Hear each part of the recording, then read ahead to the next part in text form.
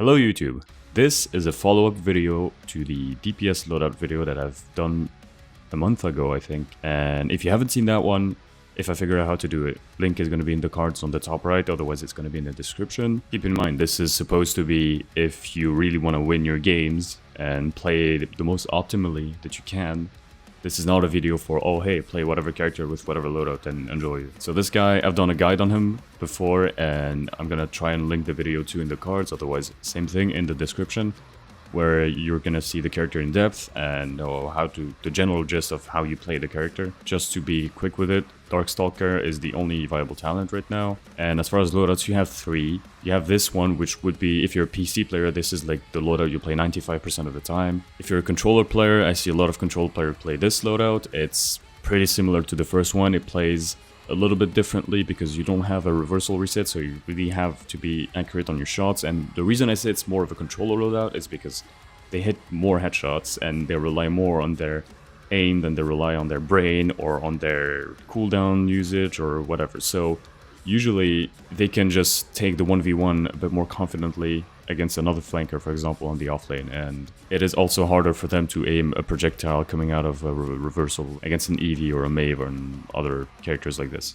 This is a loadout that I hate, but it is good in some situations. Everyone says, you know, oh, play this is the best loadout ever, blah blah blah, because you're playing against people who can't like hold a mouse properly. Featherweight is nice only and only if you're playing against a comp that cannot hit you comfortably while you're flying. If you're playing against like a Zon, Betty, fucking Willow, I don't know, like a bunch of projectile, like slow projectile characters, if some of them have fall of damage also, that's extra points for you. You can play this, you can play Chronos with it, and you're good to go.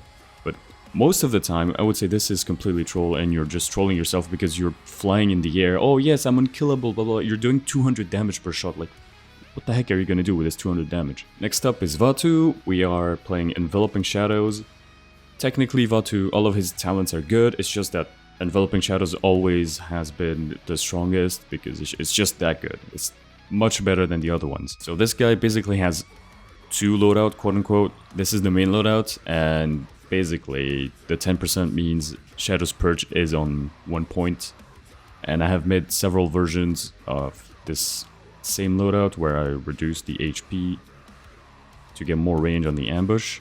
This is very map dependent. It depends also on how you feel when you play the character. Some people don't feel like they need it, some people feel like they do. It's just a test it and see how you like it kind of deal. Then we have this, if you encounter like death ball comps, what we call death ball comps is like, if you've ever played Overwatch, if you know goats, that's what I'm talking about. Like double tanks, triple support, triple tanks, double support, stuff like that. That's a thing in ranked, and it wasn't a thing for the longest time because Hi-Rez actually nerfed these comps, and now it's coming back. So yeah, have fun with this loadout and spam ultimates all over the place. Maeve is basically almost always Cat Burglar, and sometimes you'll have those Street Justice games, but it's not as often as people make it to be.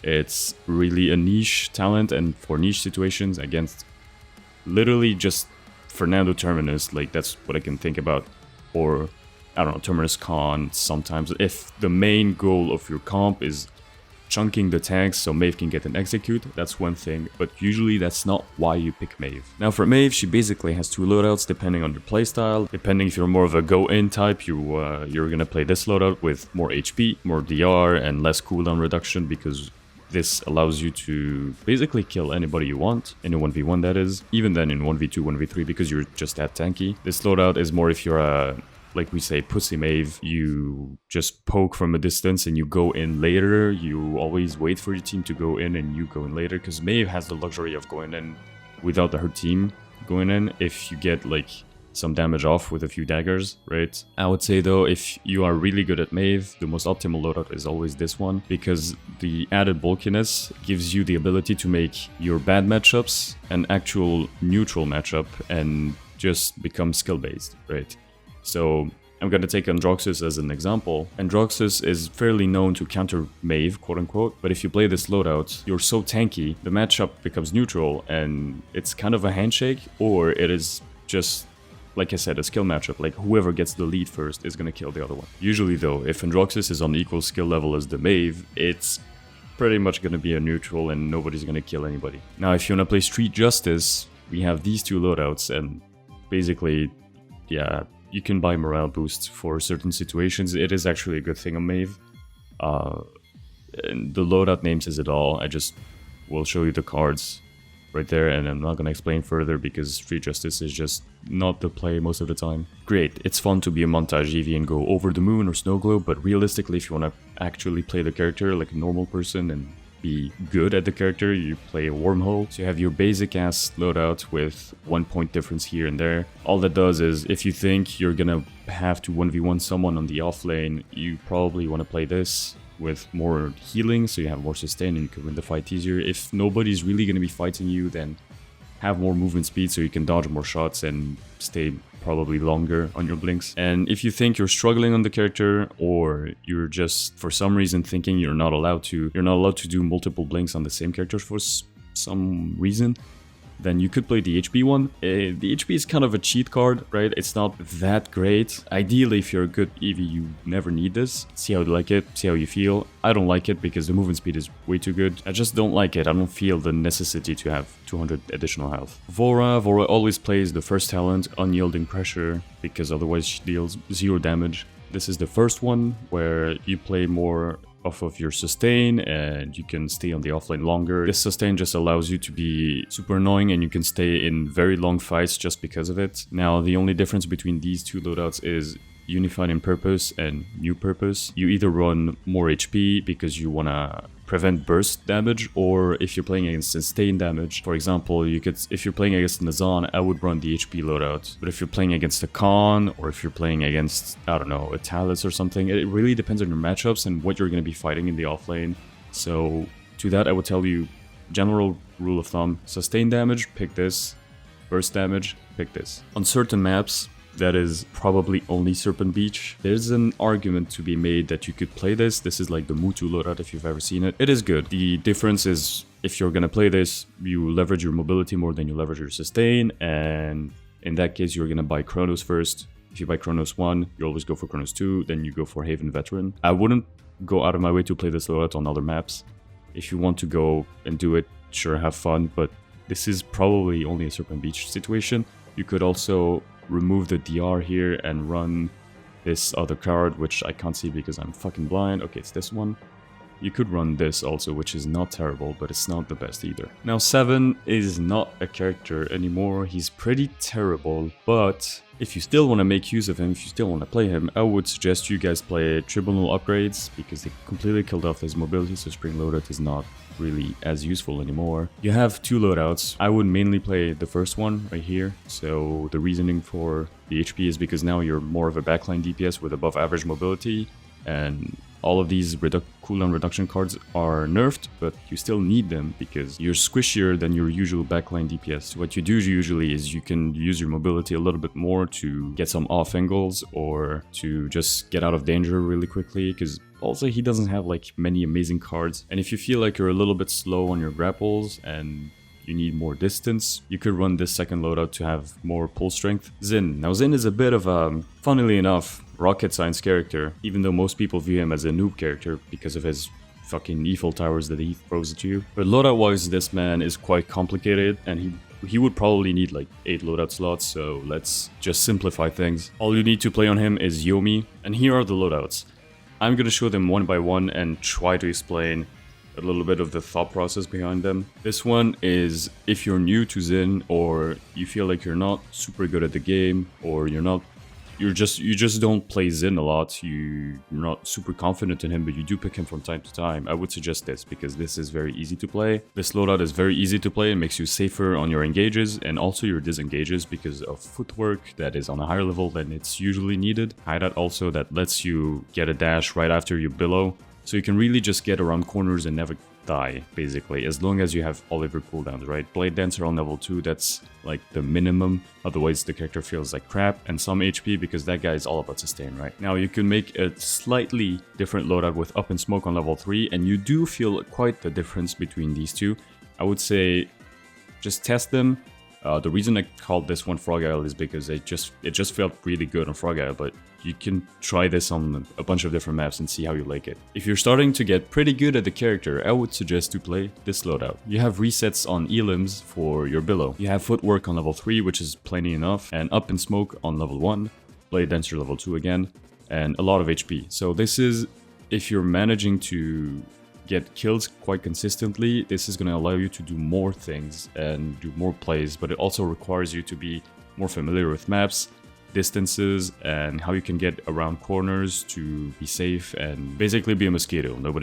Everybody tries to slap you, but they can't ever kill you, right? Now, ideally, this would be the optimal loadout if you are a really fucking good Zhin player. All things considered, this is actually really hard to play. You do not have up in smoke to make your billow faster. You only have footwork on level 3 and you have blade dancer on level 2. Same thing with the reset on elims for your billow, and you have hideout on level 3, which is just enough so that you can get a dash like a millisecond after you're out of your billow. This character usually buys like a bunch of nimble and master riding, so you're still gonna get some movement speed from your items, but like I said, you need to be even more familiar with the maps and the corners and everything, just like I said previously. Now you have the counter special with Zhin, that's actually really good. It's just really matchup dependent again, depending on the characters you're going to play against. If you're playing against characters that will feed your counter quite easily, you probably want to play this. If you're playing on low ranks, you could also play this loadout because most people just shoot your counter without even thinking about it. All you need to do is hit the projectile that comes after it, and you're going to have your counter so much, you're going to be so fucking hard to kill, and you're going to dish out damage while you're basically invulnerable, which is really good. And a similar loadout, if you have to play against double supports, this is where you have to play a little bit more risky at times, because double supports allow the enemy team to have quick resets, as in everybody can get like hide for a second, get back to full HP, and it's basically the fight started all over again, except your team has less cooldowns, less resources and everything. So the reason we play this is because how you win against double support is once you have an advantage, you poked out some good damage, you have a cooldown advantage or something, you have to send bodies basically. You just press W and you have to push that advantage, even if you have to trade your life for it for a lot of characters, your tanks, your DPS, even your flanker. And this loadout allows you to stay alive more and also just completely send it. You have hideout, you have a little bit of up in smoke, you have fan the flames to take the kills and be safer, you have the counter option because everybody's going to be shooting at your ass, and it's also very, very, very important to counter a few CC that you're going to encounter, like Grover's right click, Maldamba's stun, etc. The only things I would be scared of as far as CC is literally just Furious Beam and maybe Ice Dog. I don't know if you can counter Ice Dog, I don't think so. One crappy thing about this loadout is if you're playing on certain maps like Stone Keep, for example, that's one that comes in mind. When you're playing retakes with Zhin, usually you probably know the trick where you just ult in the air and then dash and end up on the point and then just press your billow and try to stall for your team to come back. Well, on certain maps, the distance is just so great that Blade Dancer on level 1 is really gonna fuck you in the ass and you're not gonna be able to just touch the point, and that feels really bad. So on most maps it should be fine, but keep in mind this could be a situation you might end up in. Buck. This character is also not very good right now. I wouldn't say pretty terrible, but he's not good. He has bulk up and bounce house, depending on games. This is your classic bounce house loadout. You can change this filler for ammo. I just don't feel like I need it, especially with the ammo buff. Now he has more ammo than before. And this is your bulk up loadout. I would probably always play 4-4-5. You could try and play 3-5-5. If you're playing, for example, with a Ying, that's really going to support you. You're basically unkillable because this card is fucking dumb, and you can buy Rejuvenate and it's even worse, and yeah. Now Caspian.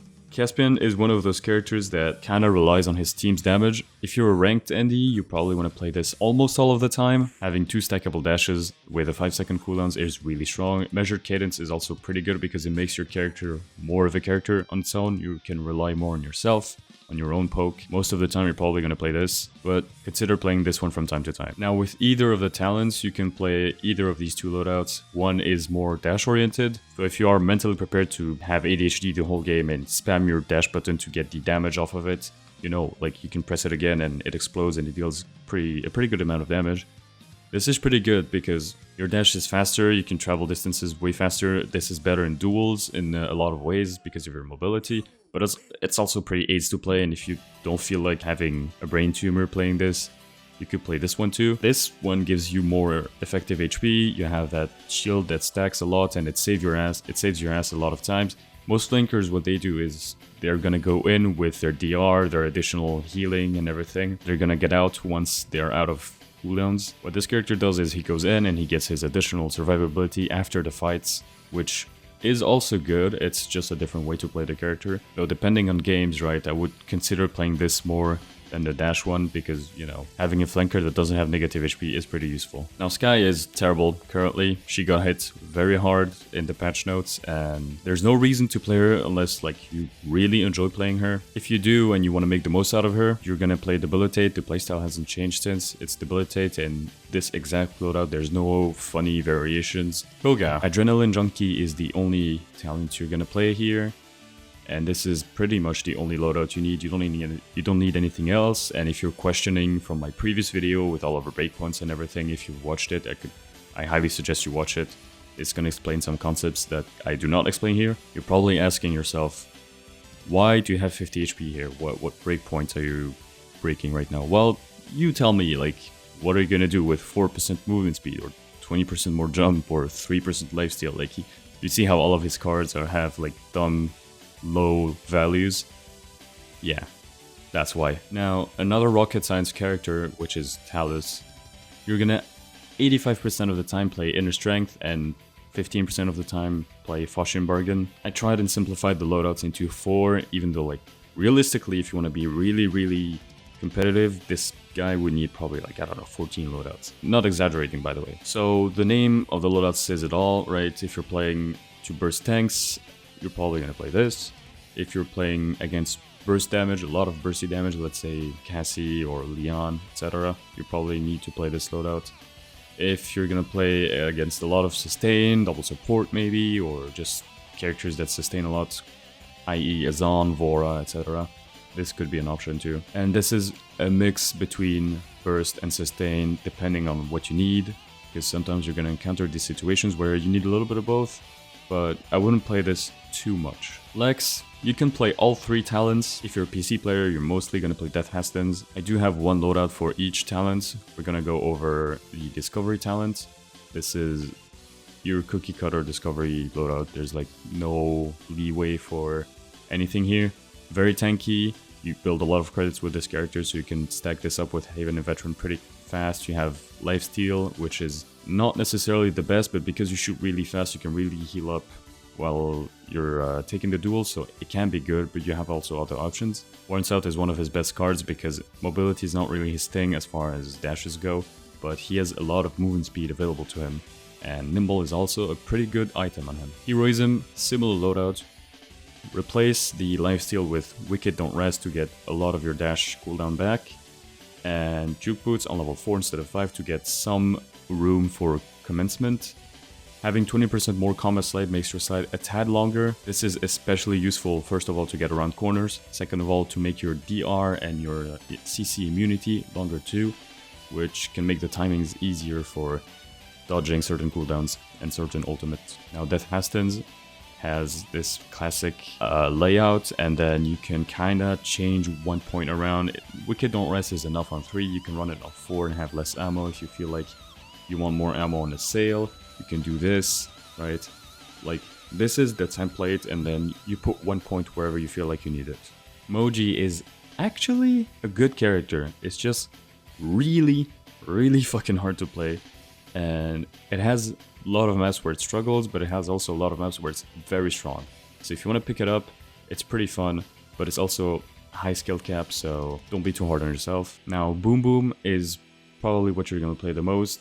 Toot can be funny sometimes, but most of the time I would suggest play Boom Boom, because if the enemies are stacking, you're gonna do a lot of damage. You have 2 available playstyles for Moji. You have the same 3 cards with Symbiotic, Greater Good, and Fluffy, and then as you can see, we have 2 different cards here. Now, between these 2 loadouts, the only difference is, do you want to play more for sustain? This is your option. If you want to play more for movement speed and catch up to people, this is your second option. Now, unfortunately, Kasumi has not been blessed by Evil Mojo. She got pretty much shit on. They converted her to a flanker, but her numbers are still really bad. And she's probably the worst character in the game right now. I would say she's like worse than Imani, which says a lot. I would say sometimes Empowered Curse, and most of the time probably Unfinished Business. The thing with Unfinished Business is it gives you crazy sustain, but you just don't have the numbers to back it up. You're still gonna die because you don't do enough damage, you don't have enough pressure, and your loadout cards are pretty bad, as you're gonna see. She has only one loadout. Essence Drain is what? It gives you like 100 more damage, 200 more damage. I kind of forgot the numbers at this point, but it's not a lot. Moonlight Haunting is probably the most disgusting card of her loadout, as in like it's a good card. It's just, again, like you don't have good filler cards and you don't have a good main card either. It's kind of random. Like HP, sure, fine. The duration of stacks, okay, sure, fine. And the additional damage she gets on her cards is like 100, 200 maybe sometimes. And Surrounded by Fear is a good filler, but that's it. She doesn't have anything. If you really want to play her, that's probably the only loadout you can make that's gonna maybe work sometimes. But I would say at this point, like, what are your options, right? You don't really have options with this character. Yeah, if you really want to do Kasumi to GM for some reason, have fun. I'm not doing that shit.